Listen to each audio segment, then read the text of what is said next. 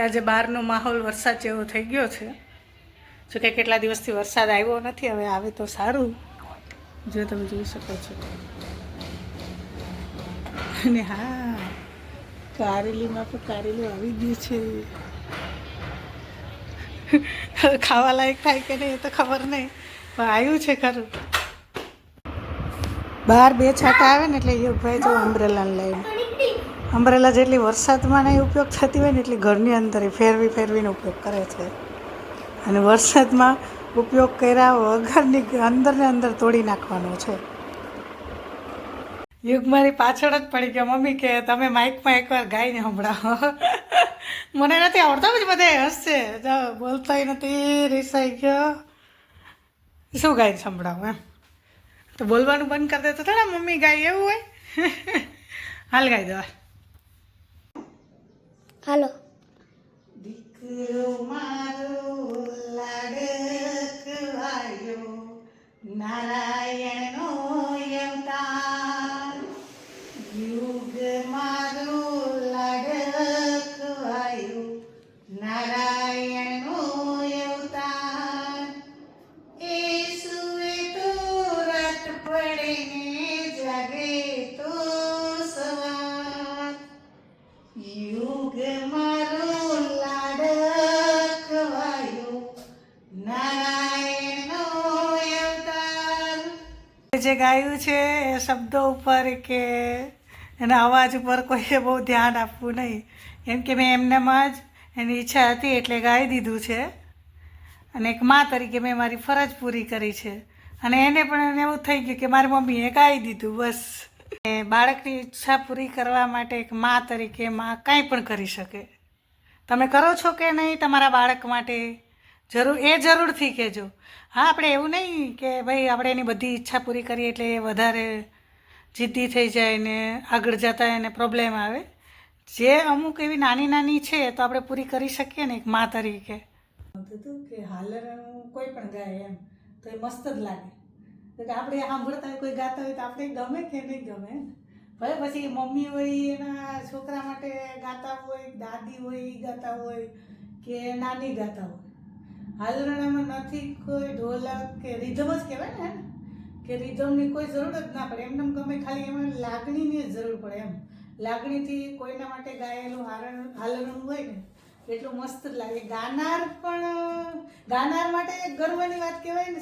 અત્યારના જમાના પ્રમાણે તો સાંભળનાર માટે સારું, કેમ કે કોઈની પાસે એવો ટાઈમ નથી કે એને સ્પેશિયલી એના મુખથી હાલરણું સંભળાવે. કેમ કે ઘણા બધા હોય તો એ મોબાઈલથી રાખી દે. મોબાઈલ એ નહીં, એ વસ્તુ તો આ અલગ જ છે.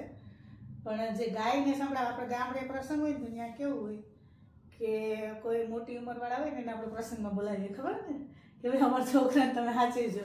કેમ કે ઘરના હોય દાદીને નાનીની તો બધા એને પ્રસંગમાં ઇન્વોલ્વ થવાનું હોય એટલે એ તો પાસે એટલો ટાઈમનો. અને એને આપણે જ્યારે બાળક આપીએ ને ઘોડિયામાં હુડાવવા, ત્યારે બાળકને અને એ જે હાલરનું સંભળાવવાવાળાને બેયને થોડી વાર તો આમ અલગ લાગે. પણ પછી તમે થોડીક વાર પછી જુઓ ને તો જે ગાનાર છે ને એને ખબર જ હોય કે એમાં હુતું એનું નામ શું છે. એ 2-5 મિનિટ એનું નામ લેશે, પછી જ્યારે બાળક સૂઈ જવાનું થશે અથવા તો સૂઈ જાય ત્યારે જે ગાતા હશે ને એ હવે એ જ રોજ જેને હાલરણા સંભળાવતા હશે અથવા રોજ જેને હુડાવતા હશે, નાનું બાળક હોય એના દીકરાનું દીકરું કે છોકરીનું છોકરું કે ગમે હોય એના નામથી ગાય. એટલે આપણે એવું નહીં સમજવાનું કે એ હુતું એના માટે એને લાગણી નથી, એવું નહીં. પણ એ જ્યારે એકદમ હાલરડામાં લય થઈ જાય ને ત્યારે એ એવું સમજે કે ઘોડિયામાં હુતું ને એ જેના માટે એને લાગણી છે અથવા તો જે એને વાલું છે એ એવી રીતે એ હાલરણું ગાય.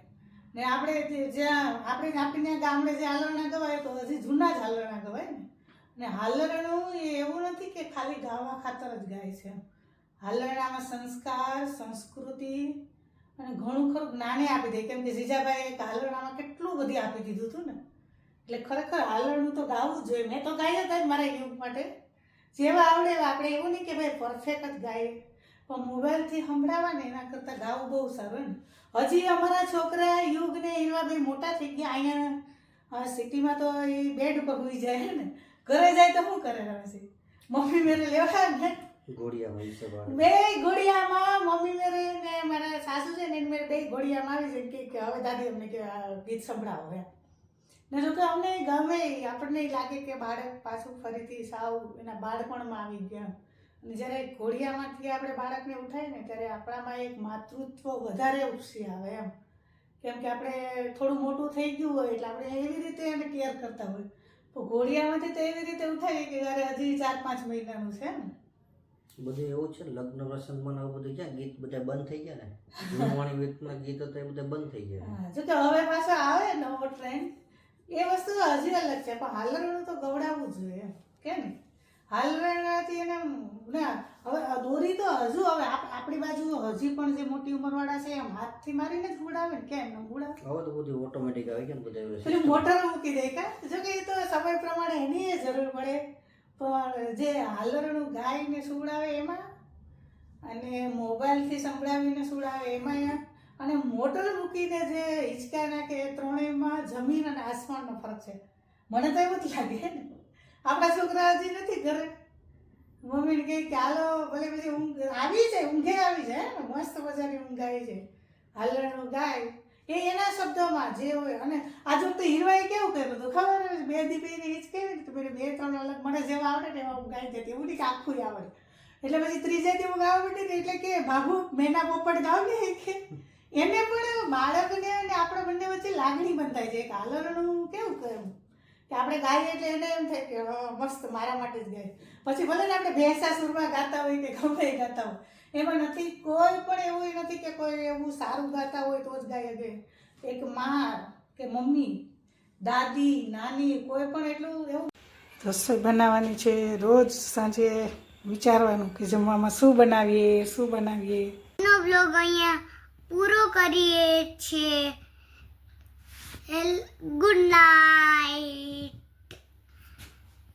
નાઇટ. વિડીયો ગમ્યો હોય તો લાઈક શેર સબસ્ક્રાઈબ કરી દેજો. Good night.